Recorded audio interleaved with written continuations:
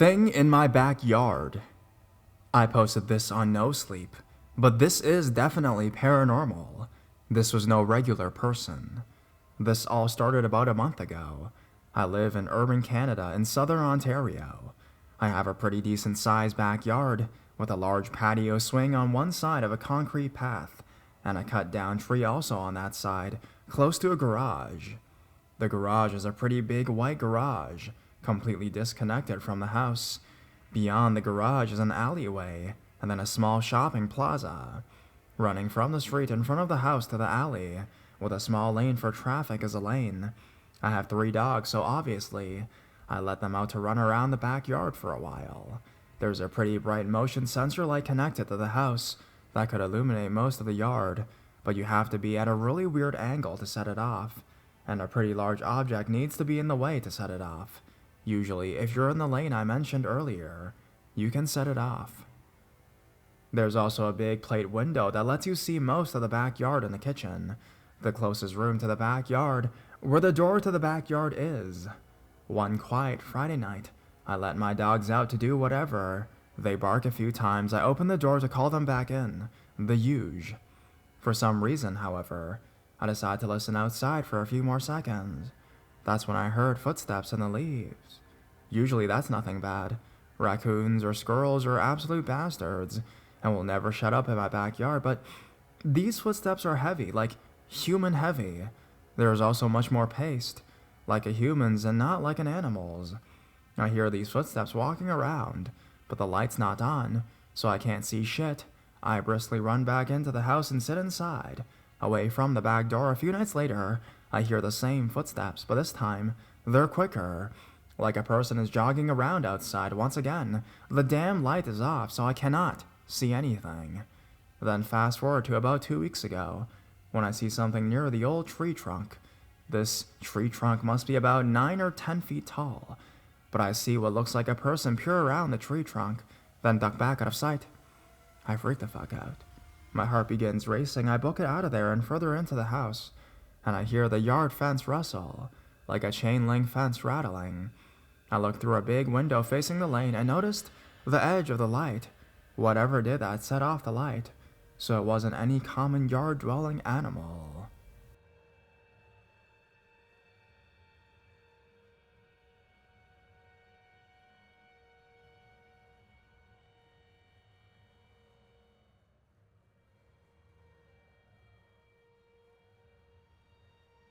Experienced the hum last night. Around 9 p.m. last night here in Florida, I was hanging out with a buddy of mine in his backyard, just sitting on a picnic table adjacent to his house and some woods with his baby monitor. We were in the middle of a conversation, and while I was speaking, I began to feel the typical ringing in your ear sensation that everybody gets from time to time. I was not shocked by this yet, and I truly believe the sound was normal, being produced by my body, not heard as an external stimuli. Quickly, about 10 seconds later, the sound intensified as I was still speaking. The ringing became louder than my own voice. I can feel it almost shaking my brain.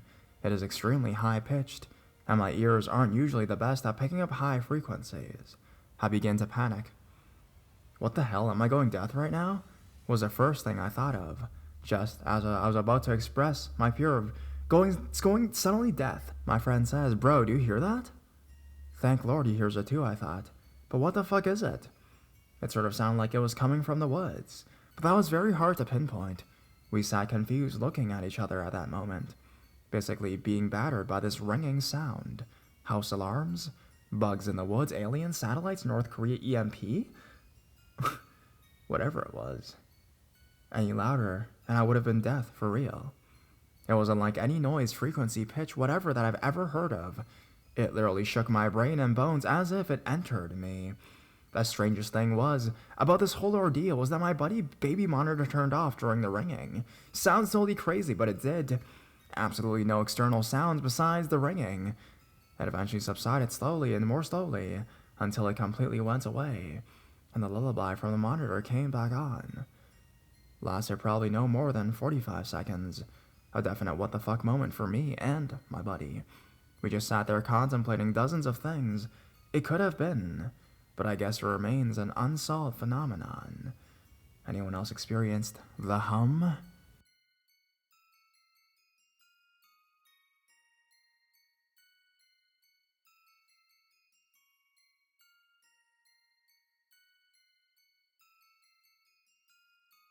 An entity I encountered as a child. Still cannot find any information on them, but I'm hoping someone here will know what I'm talking about. Now, as a young child, I was sleeping over at my grandparents' house. I remember playing in the backyard and skinning my knee. My grandpa brought me into the bedroom and washed it for me. He then went and brought some kind of those like medication things and put it on my wound. It hurt so much. I was screaming and he went to get some bandages. He was an old war vet, so he was one of those prepared for anything typies. I was alone in the bedroom crying, as any other 7-year-old would be, after having what seemed like acid thrown on an open wound. I remember looking out the window to try to distract myself by looking at my grandpa's lemon tree in the backyard, the leaves swaying in the breeze. When it came. An entity I can only describe as a mix between a harlequin and Maleficent. Tall, skinny, wearing weird black clothes, sort of like robes. It was a woman with pale greenish skin, yet dark at the same time. It came to the window and it poked its head inside the room and screamed at me. I'm still not sure if it was mocking me or maybe yelling at me to stop. I immediately stopped crying. It went back outside and I never saw it again. My grandpa came back into the room a few seconds later and bandaged me up. I never told anyone about it because I didn't want anyone thinking I was crazy. I always heard from my grandmother that their house was cursed. It belonged to her mother, her father having built it himself. People had died there, no murders. People had fought there. Every kid she had, and those of her 4 other sisters had grown up there. The house has seen a ton of drama, and my grandmother, being a religious woman, believed it had left a curse, demons, or something in that house. I never saw that entity again, nor did I ever hear of anyone seeing anything similar to it. The only other thing I ever saw in my grandparents' house was a shadow person, but never anything as concrete as the woman. Can anyone help me figure out what it was that I saw that day? I still bear the scar on my knee from that day. I remember it vividly.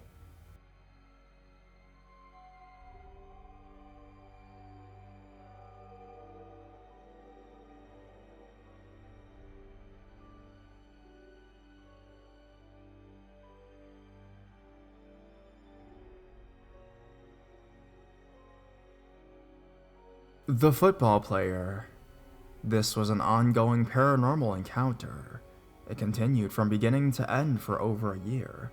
I was inside my living room, in a house with a somewhat open floor plan for the common spaces. You could sit in the living room and see all of the kitchen and the den area with a fireplace at one time. Leading from the den into the backyard were large glass patio doors. On the back side of the kitchen was an enclosed patio door with a window leading to that from the original dining room area.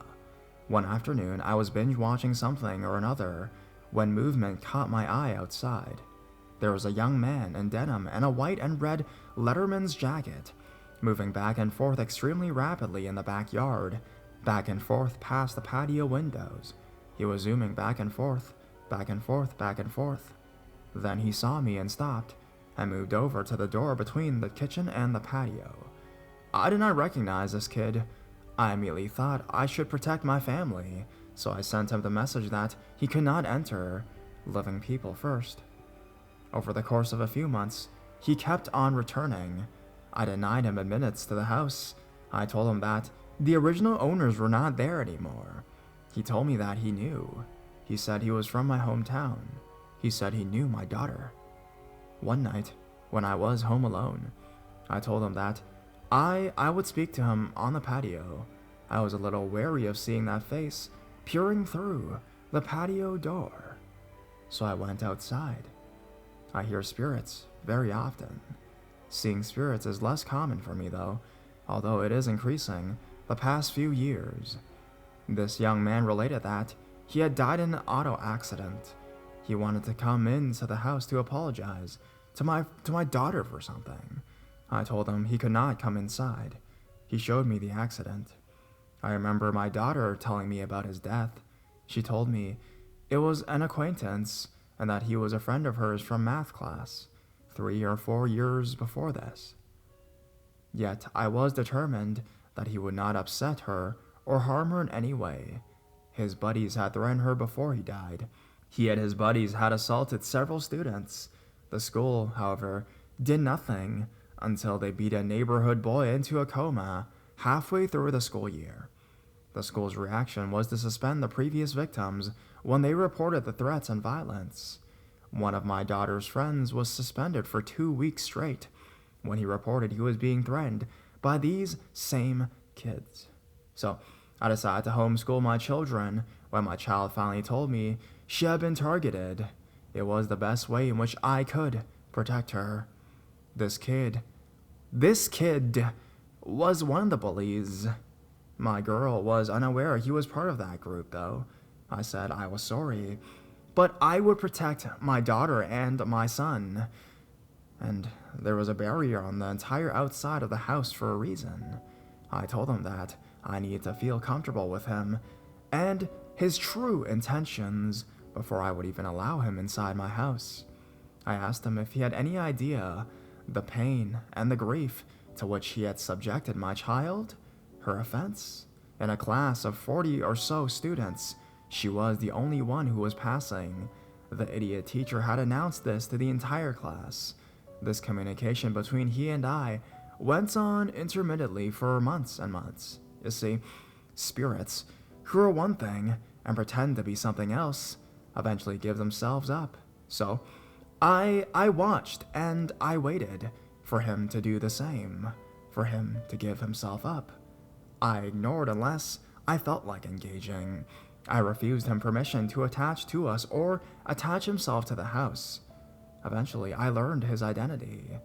I learned that he was actually from our hometown. He had said some hurtful things to my daughter in a class. He said he wanted to make amends. Apparently, he was refusing to cross over until he had finished apologizing to my daughter and a number of other people. I kept him outside, but he kept staring in the window during the daytime, no less. I went out and put a barrier in the garage and around the enclosed patio area. One day, however, I relented after a lot of interaction and a lot of observation as well. I knew he was who he said that he was. I could sense his remorse. I went out in the backyard to converse. I told him that he could apologize to my daughter outside on the patio. She was not to see him or hear him consciously. She might not acknowledge him or even forgive him. It was her choice in the end, right? I said he needed to come when I was at home, not to come when I was not at home, and that I would be watching and waiting to step in to kick his spiritual ass if he stepped out of line. This bully. He agreed. We were sitting on the patio, my daughter, her bestie, and I, binge watching something that we had been watching together. He came to the outside patio doors. I threw up some white light barriers around her. I asked as many spirit guides and angels as I can, in which that they would agree to come and surround us to protect us. Then I told him he could talk to her from outside her protective barrier. He apologized. My girl was his last apology. I thanked him for doing that. I told him that I knew I had made him prove himself for months. He smiled and thanked me. I wished him peace and told him he should go into the light, and explained a few things about it. I watched him go. I haven't seen him since. I don't usually need to speak out loud. The girls never noticed a thing. Went on binging watching the TV show.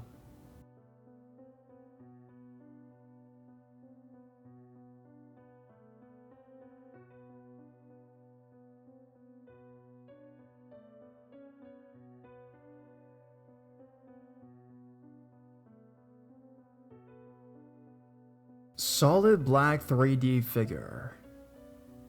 This is my story. I was 14 years old at the time. My friends and I were playing a game of tag outside my house. There were 3 of us in total, and my friend and I were hiding from the third kid. We were generally just staying in the bounds of the house, being the front sides and backyards of my house. My friend and I were hiding in the side yard opposite of where we thought the person who was it was searching for us. We thought it was, however, unusual how we had been hiding for so long, and the it kid never circled the house to look for us or to try to find us. That's when my friend and I decided to circle from the side yard to the backyard and check the other side yard to try to get a better read on where the it kid actually was. We were looking for him now, instead of him going around looking for us. It was as if like we were the it people, you know? We traveled around the backyard and we were kind of hesitant to turn the corner of the house into the side yard. We decided that we would count down from 3, then swiftly check around the corner for the it kid. We had no idea what a surprise we were going to get. We started the countdown. Okay, 3, 2, 1, go! So we whipped around the corner of the house, only to see an upright 3D solid figure standing right before us. In the moment, we turned and ran as fast as we could, not processing what in the world we had just seen. In a moment, we both just figured that it was the it kid. We didn't know anything was wrong until we both stopped running and looked at each other, confused. Then suddenly in our minds, it clicked for both of us as the it kid came around from the opposite side of the house, asking why we looked so frightened. By then, my friend and I were thoroughly creeped out. We explained the story to my mom, but she brushed it off as a shadow or just a figment of our childish imagination. But this was not a shadow. This was solid and standing upright with no one else around to cast that shadow